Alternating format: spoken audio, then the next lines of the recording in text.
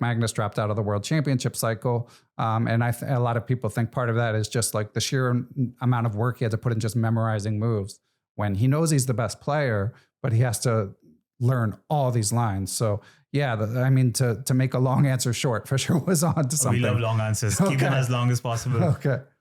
Right. So that's pretty interesting. So Magnus probably like memorization took the joy out of chess for him. Probably at least when it comes to the World Championship cycle, because they do them every 2 years and you spend months ramping up for it.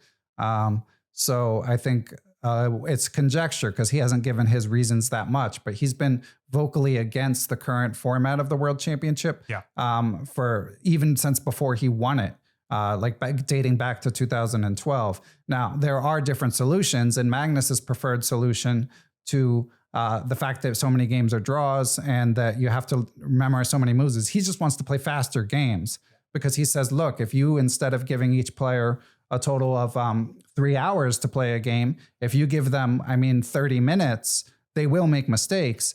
And yes, you still need to know, you still need to memorize a bunch of moves. But if you want to, getting back to our conversation about art, if you want to try something more experimental, try a move that you know the computer says isn't as good, but you want to try to catch your opponent off guard.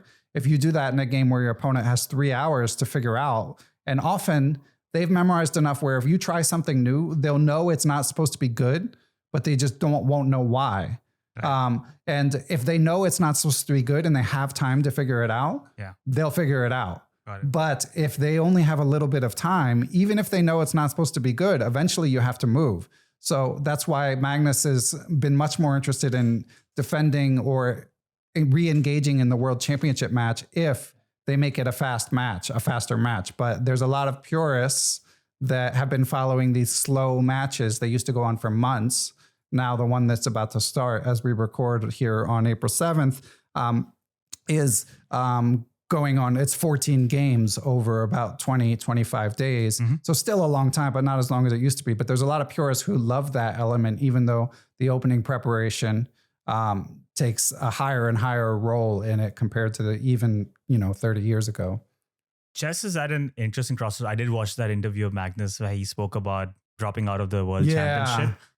It's an interesting crossroads that the best, well, we can debate that, but the best chess player in the world wants chess to be more exciting and wants to change the format because he believes inherently that the World Championship the format current bring out the best chess player, even though it's him. Yeah. He wants to be challenged more and he wants there to be a much fairer competition. I think it's a very interesting place for the sport to be, and there's something that's going to come out of it because he's probably the most popular player as well. Oh, for sure. And if he's not playing the World Championship, there's always going to be that cloud hanging over the person who wins it, saying that they never beat Magnus. Yeah, but one thing to add about that is there are people who say that he is serving his self-interest because even though he's defended his title successfully since 2013, people consider him an even bigger favorite in faster time controls.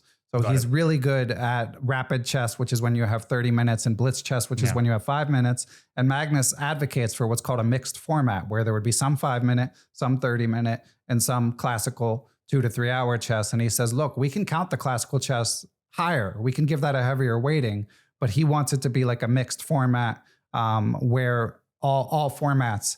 So people do say that part of the reason that he is self-interested because he's even better at those other games. I personally don't agree. I feel like he's proven himself at the classical level, even though in the last two, not the last one, but the preceding 2 World Championship matches against Sergei Karyakin and then Fabiano Caruana, both of them were tied after the classical portion. So they played 12 or 14 games and the matches were tied. And then they went to faster games and Magnus beat them in the faster games. Mm-hmm. And the most recent match he won in the classical portion against Nepomniachtchi. But in any event, we have a huge sample to show that he's the best classical player. It's called a rating, it's the rating system is quite accurate at the top level. So people criticize Magnus for serving his interests, but in my opinion, it's not well founded.